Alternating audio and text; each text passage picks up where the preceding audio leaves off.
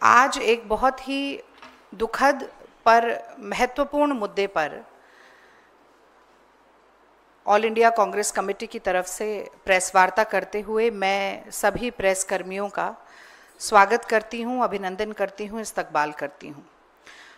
और इन पंक्तियों के साथ मैं अपनी बात की शुरुआत करना चाहती हूं कि निसार निसार तेरी गलियों के ए वतन कि जहां चली है ये रस्म कि कोई न सर उठा के चले। बाबा सिद्दीकी जी को सरेआम मौत के घाट उतार दिया गया, उनकी हत्या कर दी गई।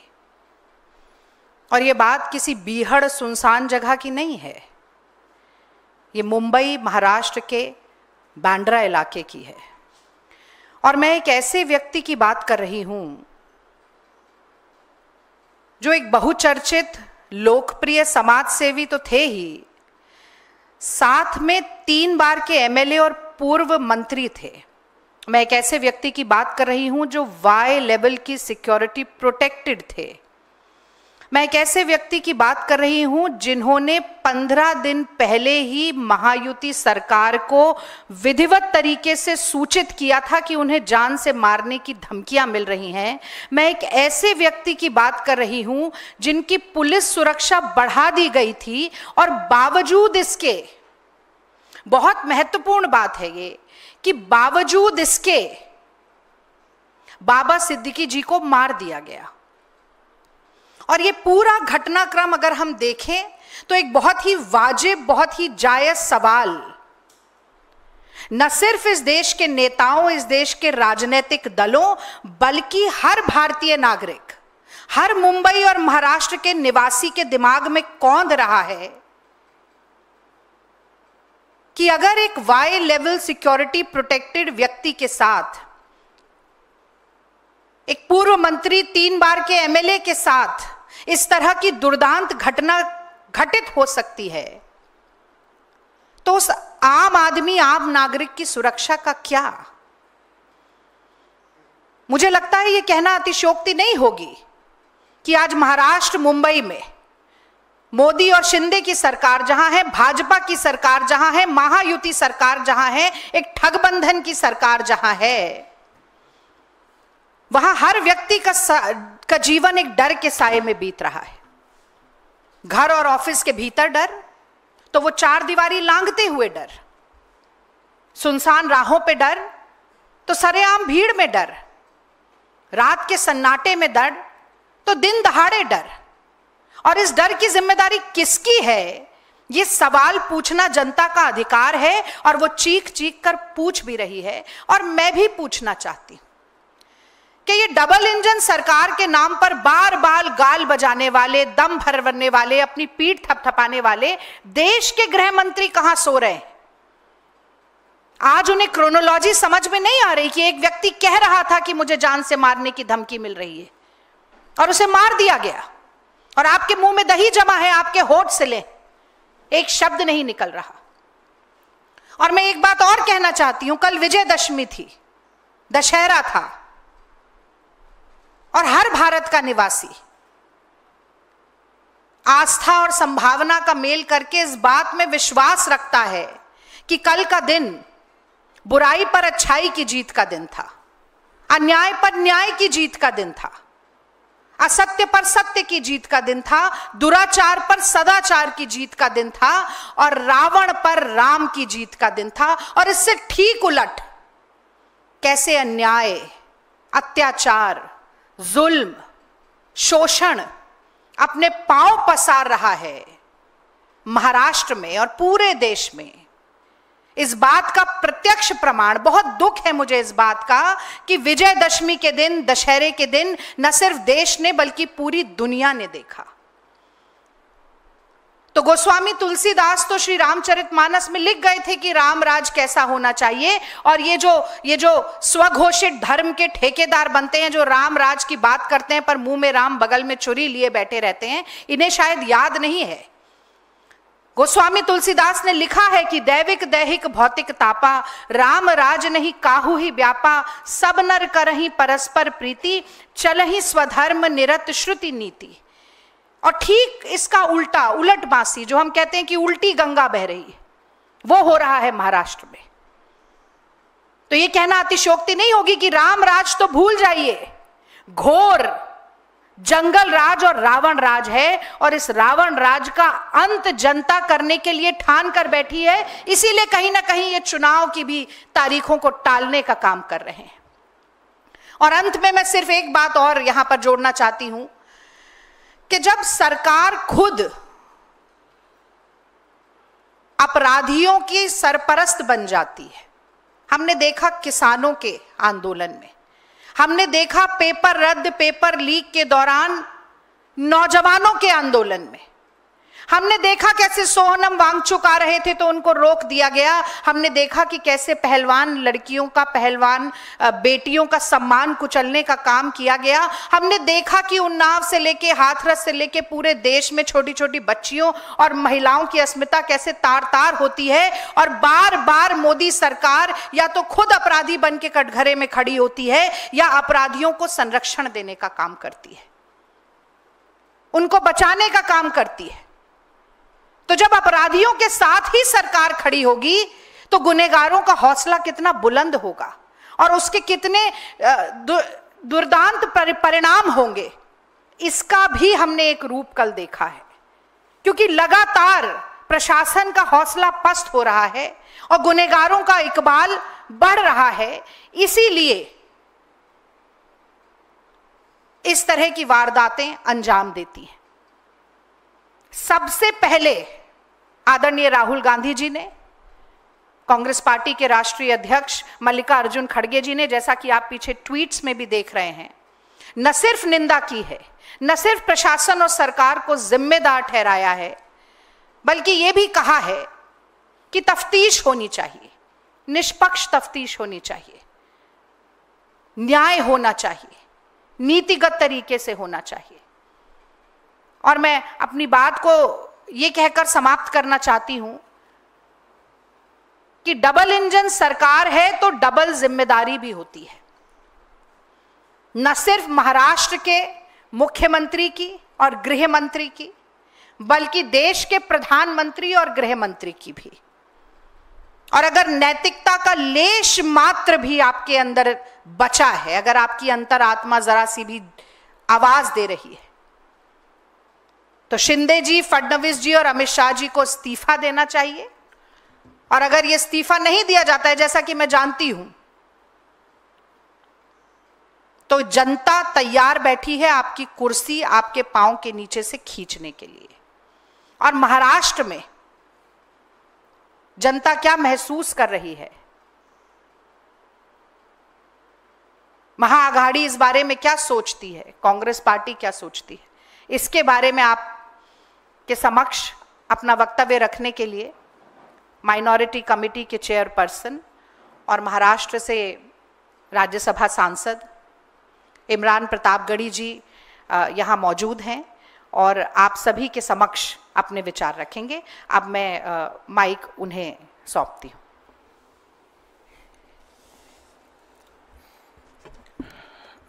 धन्यवाद रागिनी जी। हमारी सहयोगी रागिनी नायक जी ने अभी विस्तार से कल के घटनाक्रम के बारे में बताया।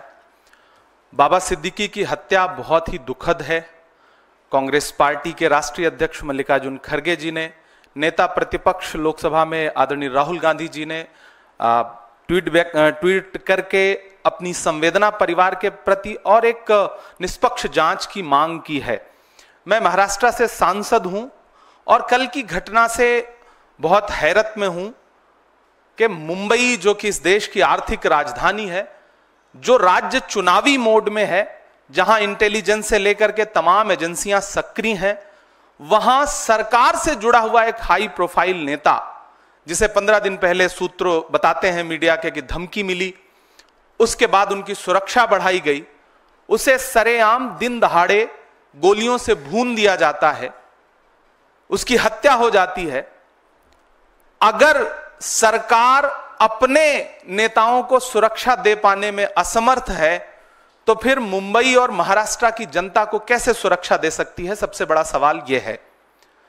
बाबा सिद्दीकी कोई आम व्यक्ति नहीं थे, 3 बार के विधायक, मंत्री, मौजूदा समय में उनका बेटा विधायक, और सरकार जो डबल इंजन नहीं बल्कि ट्रिपल इंजन है महाराष्ट्र की सरकार में, उसके एक इंजन यानी कि अजीत पवार जी के करीबी नेताओं में से थे, उनकी हत्या हुई सरेआम।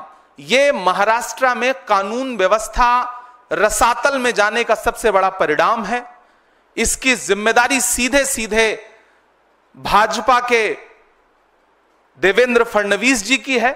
मुख्यमंत्री जी से ज्यादा गृहमंत्री की जिम्मेदारी है। मैं तो यह कहूंगा गृहमंत्री को आगे बढ़कर के जिम्मेदारी लेनी चाहिए।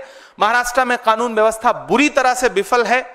बदलापुर से बांद्रा तक आप जहां भी देखेंगे महाराष्ट्र में ना तो बच्चियां सुरक्षित हैं, ना बेटियां सुरक्षित हैं, ना व्यवसायी सुरक्षित हैं, ना राजनेता सुरक्षित हैं। महाराष्ट्र पूरी तरह से कानून व्यवस्था के नाम पर कोलैप्स हो चुका है, जिसका जिक्र राहुल गांधी जी ने भी किया है, मल्लिकार्जुन खड़गे जी ने भी किया है। हम कांग्रेस पार्टी की तरफ से एक निष्पक्ष जांच की मांग करते हैं, पारदर्शी जांच की मांग करते हैं, ताकि अलग अलग कहानियों के बजाय जो सच्ची बात है वो निकल करके सामने आ सके और जो इसके दोषी हैं उन्हें सजा मिल सके। बहुत दुखद घटना है।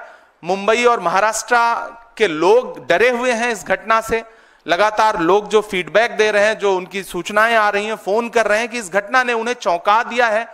और पुलिस पूरी तरह से जिस दिन सड़क पर हो, दशहरे का दिन है, त्योहार का दिन है, जिस दिन सुरक्षा व्यवस्था बहुत ज्यादा सड़कों पर होती है, पुलिस के हाथ में पूरी तरह से सुरक्षा व्यवस्था होती है, सजग होती है पुलिस, उस दिन इस तरह की घटना होना, हत्यारे रेकी करते हैं, रेकी करने के बाद हत्या करते हैं, खुलेआम चैलेंज करके हत्या करते हैं।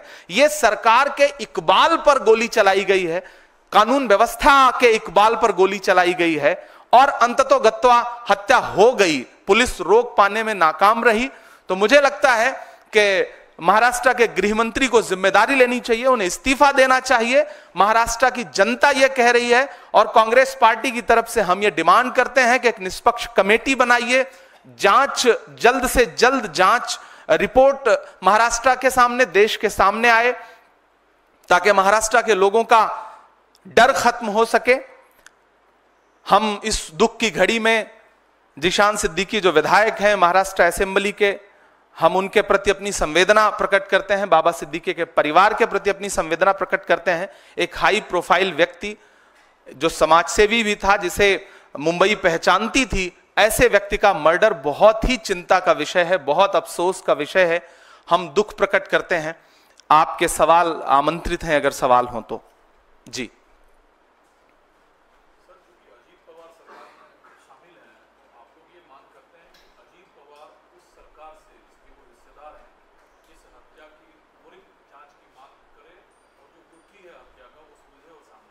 नहीं, सिर्फ अजीत पवार जी को तो मांग करनी ही चाहिए, वो उनकी पार्टी के एक इंपॉर्टेंट नेता थे, लेकिन देश का हर विपक्षी दल मांग कर रहा है कि डबल इंजन ट्रिपल इंजन की सरकार कर क्या रही है। सबसे पहला तो हम अजीत पवार जी पे से प्रश्न न पूछ के हम देवेंद्र फडणवीस जी से सवाल पूछे ना, हम शिंदे जी से सवाल पूछे ना कि उनकी पुलिस क्या कर रही है, उनका प्रशासन क्या कर रहा है। हम सवाल को घुमाते क्यों हैं? हमें तो सीधे सीधे महाराष्ट्र की सरकार से, वहां के गृहमंत्री से सवाल पूछना है कि कैसे हत्या हुई, बाकायदा चैलेंज करके हत्या हुई। तो ये तो सीधे सीधे आपकी जिम्मेदारी, आगे बढ़िए, जवाबदेही लीजिए। अजीत पवार जी सवाल पूछे ही पूछे, हम सारे लोग सवाल पूछ रहे हैं, मीडिया भी सवाल पूछे कि अगर जंगल राज ये नहीं है तो फिर जंगल राज किसे कहते हैं? दिन दहाड़े हत्या हो रही है, मुंबई जैसे, बांद्रा जैसे पॉश इलाके में हत्या हो रही है, तो फिर जंगल राज तो यही है ना? क्या फिर जंगल राज सिर्फ गैर शासित भाजपा राज्यों के लिए शब्द इजाद किया गया है? असल में तो जंगल राज यही है जो महाराष्ट्र में, मुंबई में कल दिखाई पड़ा।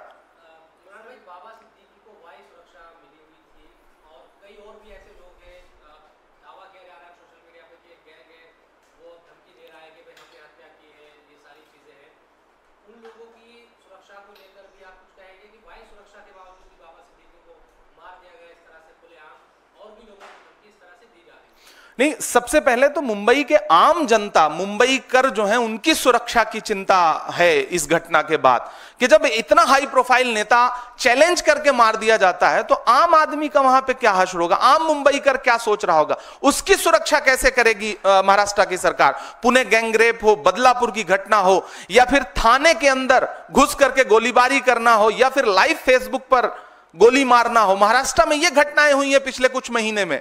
तो आम जो जनता है, मुंबईकर है, जो महाराष्ट्र के आम लोग हैं, उनकी सुरक्षा सबसे बड़ा चिंता का विषय है।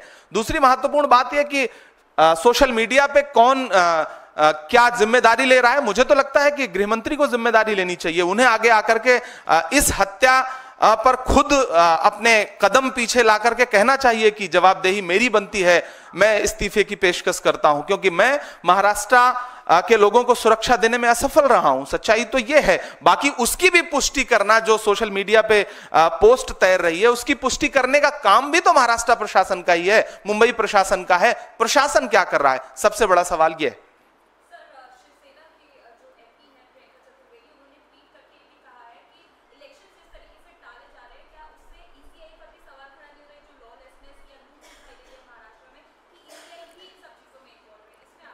देखिए, मुख्य चुनाव आयुक्त महोदय मुंबई का दौरा करते हैं, महाराष्ट्र का दौरा करते हैं। मुख्य चुनाव आयुक्त टीम के साथ अगर किसी राज्य में जा रहे हैं तो इसका मतलब इलेक्शन मोड में है राज्य। सारी एजेंसियां सक्रिय हैं, सारी एजेंसियां इलेक्शन मोड में हैं।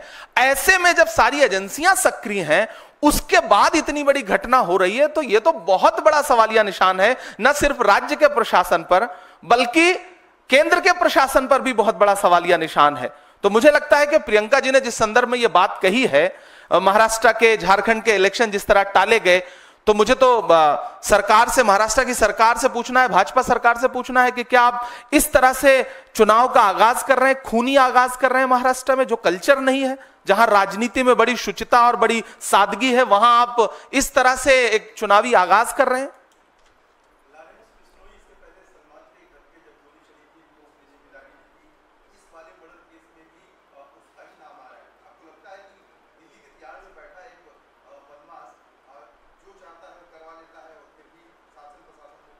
मुझे लगता है कि देश के गृह मंत्री से यह सवाल पूछा जाना चाहिए, अमित शाह जी से यह सवाल पूछा जाना चाहिए, महाराष्ट्र के गृह मंत्री जी से यह सवाल पूछा जाना चाहिए कि अगर कोई इस तरह से आगे आके जिम्मेदारी लेना है जिसकी सत्यता अभी तक सामने नहीं आई है, घरों की राख फिर देखेंगे, पहले देखना यह है घरों को फूंक देने का इशारा कौन करता है। तो इसके पीछे असली कहानी क्या है, वो देश के सामने तब आए जब जांच एजेंसियां एक कमेटी बना करके निष्पक्ष जांच रिपोर्ट देश के सामने रखें। तब मुझे लगता है कि ज्यादा बेहतर जांच और पारदर्शिता सामने आ सकेगी। अभी तो सबसे बड़ा सवाल, अगर कोई जिम्मेदारी ले रहा है तो सबसे बड़ा सवाल देश के गृह मंत्री का है कि किसी बाहर बैठ के, किसी दूसरे राज्य की जेल में बैठ के कोई इतनी बड़ी घटना अंजाम दे रहा है, तो गृह मंत्री से सवाल है। दोनों गृह मंत्रियों की जवाबदेही है। Thank you.